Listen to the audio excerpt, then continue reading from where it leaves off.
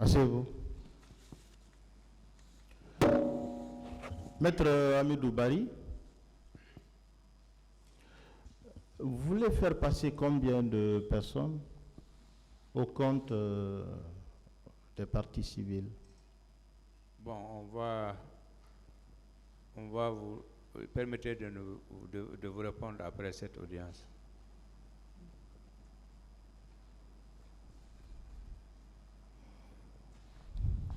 D'accord. Oui. Monsieur Baldé, vous voulez parler dans quelle langue? Je vais m'exprimer en français. Vous avez quel âge? Je suis né en 1952. Vous êtes né où? Je suis né à Tougué. De qui? De Abdoul Baldé. Et de qui? De Kedjatou Baldé.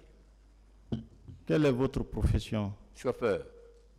Vous êtes domicilié où? À Kisoso. Êtes-vous marié? Oui. Avez-vous des enfants? Oui. Qu'est-ce que vous êtes venu réclamer devant ce tribunal? Merci, Monsieur le Président. Je suis venu ici pour m'exprimer devant la Cour en tant que victime du 28 septembre 2009. Qu'est-ce qui s'est passé? C'est le mercredi 30 septembre. Je suis parti à Anco 5 pour déposer ma batterie en charge. J'ai trouvé que c'est fermé, la route était déserte. J'étais avec mon fils, Alpha Amadou Baldé. On a trouvé c'est fermé. On a laissé la batterie là-bas. On voulait rentrer à la maison.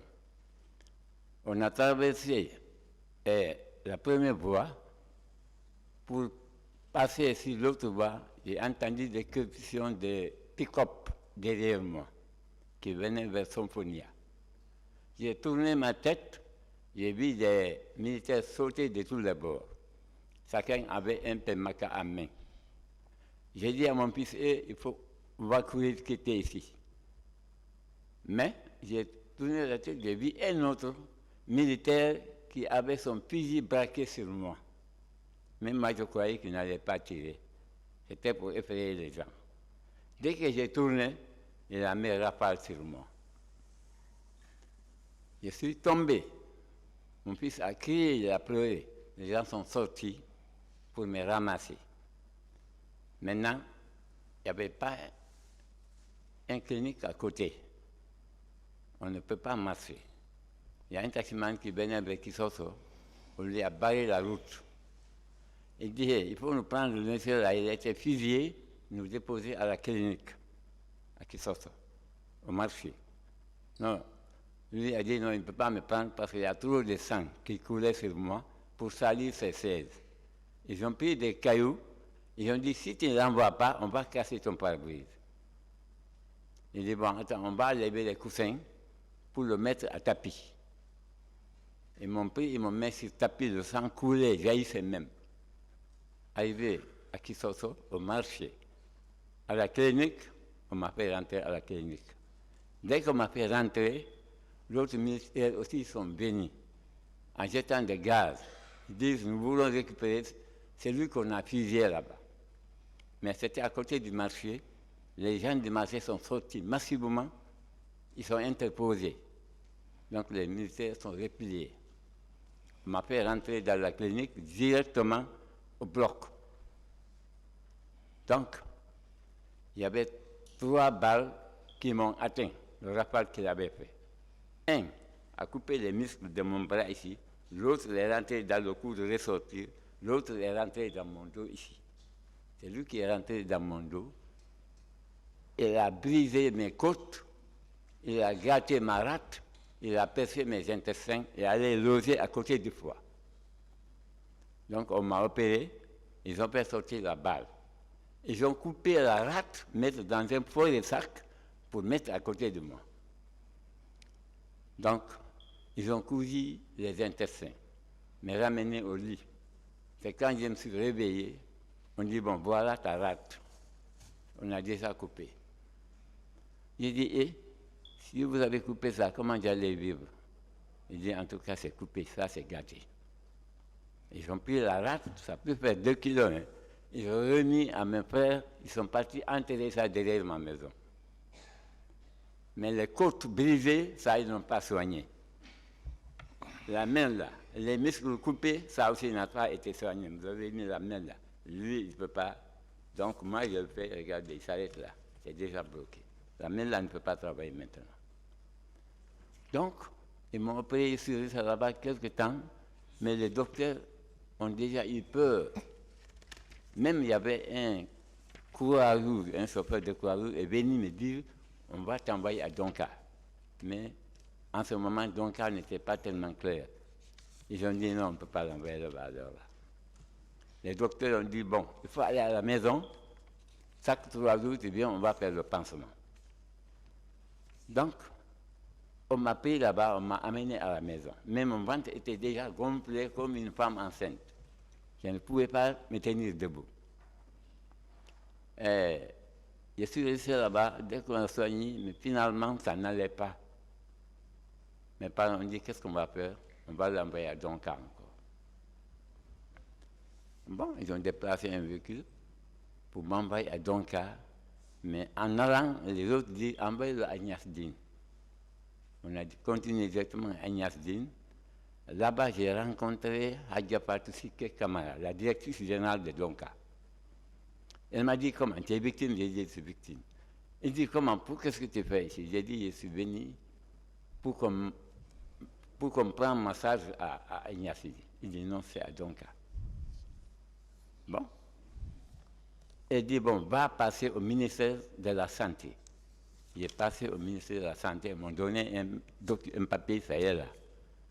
Ils ont écrit encore ce même papier, allez donner ça à Hadja Fatou Sike Kamara à Donka. Je suis parti là remettre le papier. Elle aussi, elle a écrit un autre papier pour le médecin qui devait me opérer la deuxième fois. Le papier aussi est là. Bon, docteur Yulde, il vit. Quand je suis allé, il m'a donné un lit directement. Je me suis couché. On est resté là 1 semaine, 2 semaines. Chaque matin, tous les docteurs se réunissent autour de mon ventre pour étudier je ne sais pas quoi. Moi, je croyais que je n'allais pas vivre. J'ai dit, vous ne m'opérez pas? Il dit, non, ça va, on va t'opérer. Bon, quelque temps, on m'a rentré au bloc encore, on m'a opéré. Le docteur m'a dit, si on ne t'a pas opéré pour une deuxième fois, tu allais mourir. Parce qu'ils ont oublié de coudre d'autres intestins là-bas. Ils ont oublié de coudre d'autres parties. Bon, je suis rentré, on m'a fait sortir pour amener sur mon lit. Je suis resté là-bas chaque matin. Les gens m'envoyaient du lait, des petites enveloppes, des bouteilles d'eau. Chaque jour, les gens demandaient où est le victime du 28 septembre? Où est le victime du 28 septembre? Donc, même les docteurs avaient peur. Ils ont dit, qu'est-ce qu'on va faire? On va te ramener à la maison. C'est là aussi, il faut venir chaque 3 jours, on va faire le pansement. C'est ainsi qu'on m'a ramené à la maison. Je suis revenu faire le pansement. On a enlevé les pieds. Il y en a même des pieds qu'on n'a pas enlevés, jusqu'à présent. C'est ouvert, même si on a couvert, c'est ouvert, ça y est là. Donc je suis resté là-bas, hein? Mais ça n'allait pas tellement, parce que je ne peux rien. Je marche, on dirait un poids qui est sur l'autre côté, donc là, je ne me tiens pas droit. J'ai continué comme ça, hein? Impossible de me soigner puisqu'il n'y avait pas les moyens. Bon, néanmoins, un jour, on nous avait dit qu'il y a des gens qui veulent voir tous les victimes du 28 septembre. On n'a qu'à aller là-bas. On m'a pris là-bas encore. On est venu à Bellevue, au pont là-bas, à l'étage, au temps de Majouba, je ne sais pas. Je suis rentré là-bas, j'ai trouvé les gens des Nations Unies qui sont venus. Dès qu'ils sont venus, je suis rentré, tout le monde s'est levé, il y avait un monde fou. Il dit, eh, Diaye n'est pas mort, Diaye n'est pas mort. Nous, l'un nous avait dit qu'il est mort. J'ai même voulu me retourner. Mais la femme qui est venue des Nations Unies m'a tenu la main. On est rentré dans une chambre, elle a ouvert encore une porte, on est rentré encore dans une autre chambre. Elle me dit, écoutez, n'ayez pas peur, même moi j'ai peur plus que vous. On ne va pas vous filmer, on ne va pas vous téléviser. Elle m'a posé des questions. Quand on a fini, elle demandait mon numéro de téléphone, je l'ai donné. Elle dit, Monsieur Baldé, que même s'il a gagné devient en poudre votre dossier, ça y est, à l'archive des Nations Unies, ça ne se gâtera jamais. Je suis retourné à la maison avec toujours la souffrance qui continue. C'est ainsi que j'ai entendu l'ONG là venir m'inscrire toujours pour voir que si je viendrais ici m'exprimer, toujours pour voir si je pourrais encore avoir le monde de me soigner toujours. Parce que ça ne va pas où je suis. Donc c'est ce que j'ai à dire pour le moment. Monsieur Baldé, Oui, oui. vous dites qu'on a tiré sur vous à bout portant. À bout portant, ça y est là, tout le temps, même le boubou avec là qu'on m'a tiré, ça y est à la maison. Rafale même. Qu'est-ce que vous étiez en train de faire? J'ai traversé pour rentrer chez moi. J'étais parti déposer ma batterie en charge. Maintenant, j'étais prêt à rentrer à la maison. À présent, on a enlevé votre rate. La rate s'est coupée. Dès qu'ils l'ont mis dans un pot de sac, on m'a donné, on a enterré ça chez moi là-bas. Je n'ai pas de rate là où je suis. Le ministère public, la Défense. C'était le 30 septembre, C'était le 30 septembre. donc 2 jours après les événements du 28 septembre. Oui, le deuxième jour.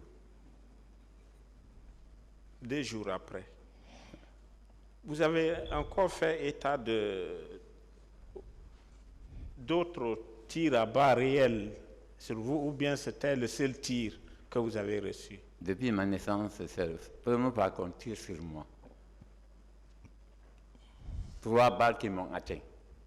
3 balles. 3 balles. Successivement ou sur le coup? Successivement. C'est rafale. Rafale. Oui. Vous avez pu identifier les personnes? Dès que j'ai tourné la tête, j'ai vu que c'est des militaires qui ont des PMK, ils ont fait face à moi. J'ai tourné maintenant pour courir. En ce moment, avant d'entendre le bruit, j'étais déjà à terre. D'accord. Mais comment vous avez pu savoir que c'était des militaires qui étaient dirigés par colonel Pivi? C'est les gens qui, après, ils m'ont dit que c'est le militaire de colonel Pivi. En ce moment, je ne peux pas distinguer aucun militaire en ce moment. Merci, Monsieur le Président. La partie civile. Merci, Monsieur le Président, honorable assesseur. Monsieur Mohamed Salou Baldé, Président, ce qui vous est arrivé, c'est le 28 septembre ou bien c'est quelle date? le 30 septembre. Le 30. Le 30 Effectivement, septembre. on a dit le 28 septembre et les jours suivants. Oui. D'accord. Donc, quand on a tiré sur vous, est-ce que ceux qui ont tiré sur vous sont venus vous prendre pour vous envoyer à l'hôpital ou bien on vous a laissé là-bas? Ils ne sont pas venus me prendre. C'est la population qui disait remettons-le à ceux qui ont tiré pour l'envoyer. D'autres disaient si vous le remettez, il va le terminer là-bas. Ils n'ont pas voulu les donner. On m'a amené à la clinique. Donc, les examens, le diagnostic, quand on a passé la radio, qui a payé? C'est vous ou bien c'est une ONG? Je n'ai pas compris. Je dis, quand vous avez été admis à l'hôpital Oui. pour faire la radiologie, Oui. qui vous a pris en charge? C'est mes parents. C'est vos parents. Oui. OK. C'est une clinique privée. Et à cette occasion, il y a eu un certificat, non? Oui, certificat médical. Ça y est là aussi. OK. Donc, ce jour-là, ceux qui ont tiré sur vous, c'était ils portaient quelle tenue militaire? Ils portaient des tenues militaires, taches noires, un peu blanc. Un peu? Un peu noir et jaune. OK. Donc, est-ce que est-ce que parmi eux, il n'y avait pas certaines personnes qui étaient habillées en maillot celle-ci? Non, Il n'y en avait pas. il n'y en avait pas. C'était des gendarmes ou les bérets rouges? En tout cas, je n'ai pas vu de bérets rouges, c'était des bérets verts bas. C'est que je crois qu'ils portaient. D'accord. Concernant les fusils que vous avez identifiés, c'était seulement les PMAK ou bien il y avait d'autres? C'était le PMAK. Dès que j'ai tourné ma tête, j'ai vu les positions PMAK et j'ai tourné pour courir. C'est les balles qui m'ont fait tomber. J'ai dit, je suis tombé avant d'entendre même les bruits des balles. Donc, aujourd'hui, vous vous êtes constitué partie civile devant le tribunal criminel. Ouais. Qu'est-ce que vous demandez au titre de réparation? Je demande la justice que ça soit fait. Est-ce que présentement, avec votre blessure suite au tir, suite à la balle réelle, est-ce qu'aujourd'hui, vous jouissez comme avant de toute votre faculté physique? Je suis handicapé à vie comme ça. Là où je suis. Donc un handicap, Un handicap une incapacité permanente. permanemment jusqu'à ma mort, ça ne va pas sauver maintenant, je suis sûr. C'est Dieu qui vous a sauvé. Ah, c'est Dieu qui m'a sauvé. Merci, Monsieur le Président. La partie civile a fini. Monsieur Baldé, Président. rejoignez votre place. Merci, Monsieur le Président. On va se limiter là aujourd'hui.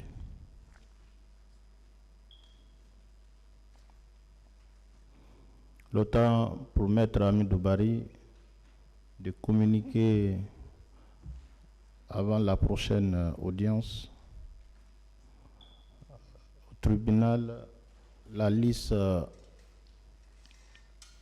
de ses clients qu'il compte faire passer ici à la barre. Maître Hamidou Bari, j'espère que on s'est entendu sur ça.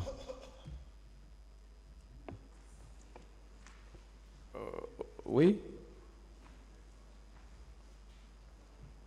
On s'est entendu sur ça. oui, sincèrement, on souhaiterait quand même expliquer. Vous savez qu'il y a des cas de viol. Donc, vous savez que ça, c'est le huis clos. Non, je veux juste savoir si on s'est entendu sur Oui, le on s'est principe. compris, on s'est compris. D'ici l'audience prochaine, on prendra les dispositions pour qu'il y ait la liste. Voilà. Merci. Juste quelques personnes. Juste. Merci beaucoup. Monsieur le Président, aussi nous avons fait une demande par rapport aux certificats médicaux, surtout qui sont délivrés de la clinique, c'est quelle clinique même, polyclinique de Dixine, pour que les en-têtes soient vraiment visibles, quoi. De M. Ba qui est passé ici. Oui. M. Hamidou peut communiquer ça, mettre ça à la disposition du tribunal le lundi. Pour quel client? Pour quelle victime? Pour Alcénie. Alcénie. Oui. Oui, je vais lui demander. Voilà. Parce que on ne garde pas les originaux de nos clients. Oui, je sais. Quand ils envoient en photocopie, on les retourne. Il y en a qui sont lisibles. Je Oui, veux oui. juste, voilà, si on peut considérer que c'est la même chose, là on peut avancer. Non, quoi. maître, Oui. vous pouvez considérer que c'est la polyclinique de Dixine. Néanmoins, je vais demander à la victime de m'envoyer une copie lisible, si elle dispose. D'accord. Mais c'est la polyclinique de Dixine. Cette réponse déjà commence à m'arranger. Mais si vous en avez, ça peut toujours m'intéresser. Non, sans faute, vous savez, si j'ai ça, je vous donne. Je n'ai aucun intérêt à garder. Maître Zézé, Merci, Monsieur le Président. rendez le micro, le tribunal n'a plus d'énergie. L'audience est renvoyée au 23 février 2026 pour la suite de l'audition des parties civiles.